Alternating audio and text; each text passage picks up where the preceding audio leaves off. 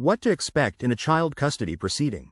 Anatomy of a custody case. Family court can be overwhelming, especially for those unfamiliar with its procedures. When child custody is involved, emotions run high, and the legal process can seem daunting. Understanding how a custody case unfolds can help parents feel more prepared for what lies ahead. Navigating a custody case without proper legal guidance can be challenging.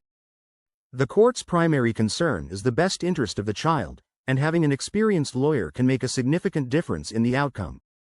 Consulting an attorney ensures that a parent's rights and their child's well-being are properly represented. The legal process begins when one parent files a petition for custody or visitation in the family court of the county where the child has lived for at least 6 months. This petition outlines the reasons why the filing parent believes they should have custody or visitation. After filing, the petition and a summons must be personally served to the other parent. A process server or any adult over 18 can handle this step, but proof of service must be submitted to the court. Once service is confirmed, the first court date, known as the return of process date, takes place. At this hearing, the court ensures both parents understand why they are in court and gives them the option to hire an attorney, request a court-appointed attorney, or represent themselves. If no urgent issues require immediate attention, the case is adjourned for a conference in the following weeks. During the initial conference, the attorneys and parents discuss the primary concerns preventing a settlement. Issues may include safety concerns, lack of involvement from one parent, or questions about a parent's living situation. If safety concerns arise, the court may order supervised visitation or a home study. If the child is old enough to express a preference, an attorney for the child, AFC, is appointed to advocate for their wishes. After the initial conference, a settlement conference is scheduled. At this stage, attorneys negotiate and attempt to reach an agreement. If a settlement seems possible, the court may schedule an additional conference to finalize terms.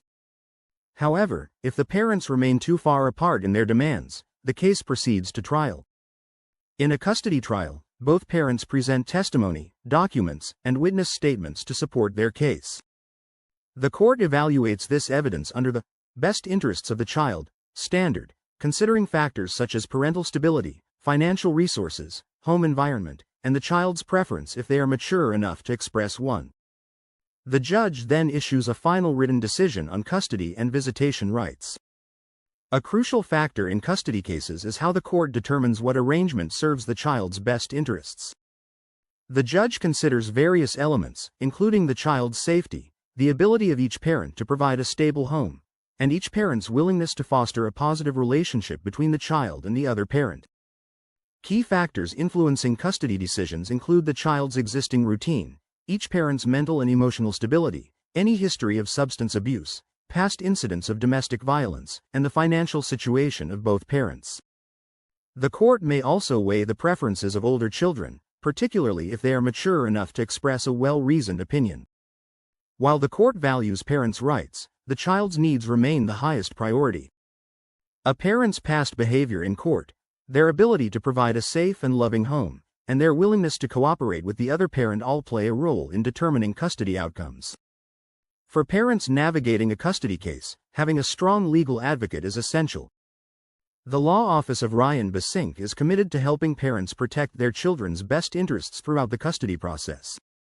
With extensive experience in Manhattan custody cases, attorney Ryan Besinque provides compassionate and strategic representation.